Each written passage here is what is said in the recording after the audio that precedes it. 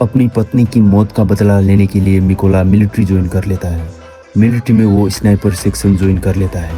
Training के दौरान senior सबको कहता है कि एक स्नाइपर के सामने चाहे कोई भी सिचुएशन आ जाए, लेकिन वो अपनी जगह से 1 इंच भी नहीं हिलता और अपने टारगेट पर निशाना बना कर रखता है। इसकी प्रैक्टिस के लिए सीनियर सभी के नजदीक पर गोलियां चलाता है और जो भी स्नाइपर अपनी पोजीशन से हिलता है उसे ट्रेनिंग से बाहर कर दिया जाता है। जब निकोला की बारी आती है तो वो अपनी जगह से जरा भी नहीं हिलता है और इस तरह से निकोला इस ट्रेनिंग में पास हो जाता है। सेकेंड ट्रेनिंग में स्नाइपर को उनका टारगेट सिर्फ एक बार दिखाया जाता है और फिर उनकी लेंस को ब्लैक बोर्ड से ढका दिया जाता है। इस दौरान उन्हें अंदाजा लगाकर अपने टारगेट को शूट करना होता है।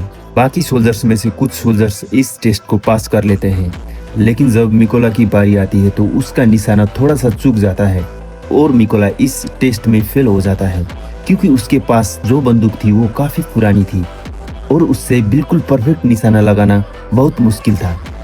मगर सबको पता था अगर मिकोला को कोई नई बंदूक दी जाती तो वो निशाना बिल्कुल परफेक्ट लगा लेता। थर्ड ट्रेनिंग उन स्नाइपर्स के लिए और मुश्किल थी क्योंकि रात के अंधेरे में उन्हें फ्लेयर की रोशनी में अपने टारगेट को शूट करना था।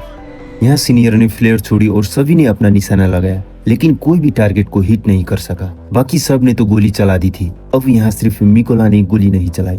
वह समझ जाता है कि फ्लेयर की रोशनी में डायरेक्ट निशाना लगाना पॉसिबल नहीं है।